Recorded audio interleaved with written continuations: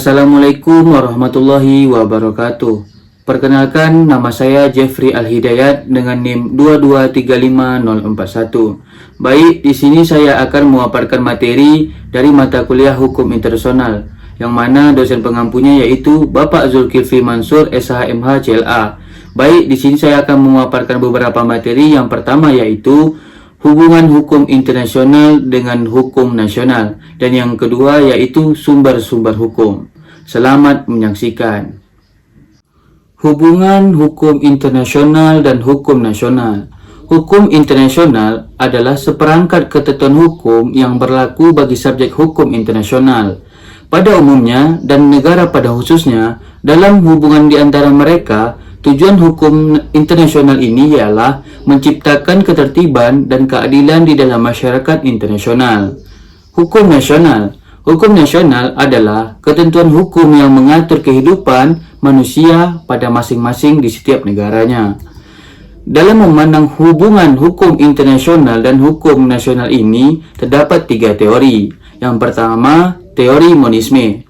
Teori monisme ini teori yang bahwa hukum internasional dan hukum nasional berada dalam satu sistem hukum yang sama, yaitu hukum yang mengatur kehidupan manusia. Contohnya, dengan munculnya rezim HAM internasional yang membuat hukum nasional harus tunduk ataupun tidak boleh menghindar dari kewajiban-kewajiban HAM internasional. Teori dualisme. Teori dualisme ini memandang bahwa hukum internasional memiliki status lebih rendah dibanding nasional. Hukum internasional dan hukum nasional sama sekali berada dan berdiri sendiri dengan lainnya. Keberlakuan hukum internasional murni kewenangannya dari penguasa domestik, yang mana menekankan unsur persetujuan negara. Oleh karena itu, hukum nasional memiliki kedudukan yang lebih tinggi dibanding hukum internasional. Yang ketiga yaitu teori koordinasi. Teori koordinasi memandang apabila hukum internasional dan hukum nasional memiliki lapangan yang berbeda dan memiliki keutamaan perbedaan masing-masingnya. Hukum internasional dengan hukum nasional tidak bisa dikatakan terdapat masalah pengutamaan. Tidak ada yang lebih rendah ataupun tidak ada yang lebih tinggi. Materi yang kedua yaitu sumber hukum. Sumber hukum dapat diartikan sebagai bahan-bahan yang digunakan sebagai dasar oleh pengadilan dalam memutuskan suatu perkara. Van Alvendom membedakan 4 macam sumber hukum. Yang pertama yaitu sumber hukum dalam arti historis. Yang kedua, sumber hukum dalam arti teleologis. Yang ketiga, sumber hukum dalam arti filosofis. Dan yang keempat, sumber hukum dalam arti formil. Algra membagi sumber hukum itu menjadi dua. Yang pertama, sumber hukum material, dan yang kedua, sumber hukum formil. Sumber hukum material ialah tempat dari mana materi hukum itu diambil.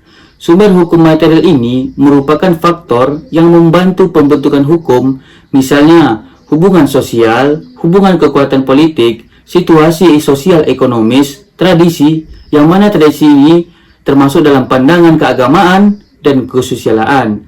Sumber hukum formil. Sumber hukum formil adalah sumber yang ditinjau dari segi pembentukannya. Dalam sumber hukum formil ini, terdapat rumusan berbagai aturan yang merupakan dasar kekuatan mengikatnya peraturan agar ditaati oleh masyarakat ataupun penegak hukum.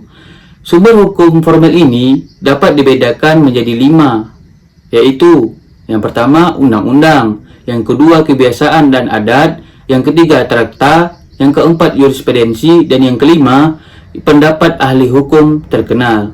Baiklah, itu saja pemaparan dari saya. Jikalau terdapat kekurangan, itulah milik saya, dan kesempurnaan adalah milik Maha Kuasa. Demikian, Assalamualaikum warahmatullahi wabarakatuh.